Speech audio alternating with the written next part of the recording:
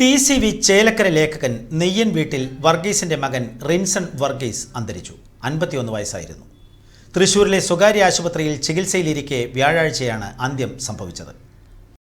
പ്രഥമ Chelakkara press club രക്ഷാധികാരി, Chelakkara cable operator, CCV channel മുൻ managing director, Kerala journalist union KJU മേഖല മുൻ treasurer, all Kerala photographers association Chelakkara unit ഭാരവാഹി എന്നിങ്ങനെ നിരവധി സംഘടനകളിൽ നേതൃത്വം വഹിച്ചിട്ടുണ്ട്.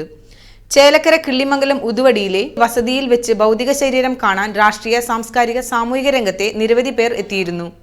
കേബിൾ ഓപ്പറേറ്റേഴ്സ് അസോസിയേഷൻ നേതാക്കളും മാധ്യമപ്രവർത്തകരും ഉൾപ്പെടെ നിരവധി പേർ വസതിയിലെത്തി അന്തിമോപചാരം അർപ്പിച്ചു. സംസ്കാരം വെള്ളിയാഴ്ച വൈകിട്ട് 5-ന് ചേലക്കര സെന്റ് ജോർജ് ഓർത്തഡോക്സ് സുറിയാനി പള്ളി സെമിത്തേരിയിൽ നടന്നു.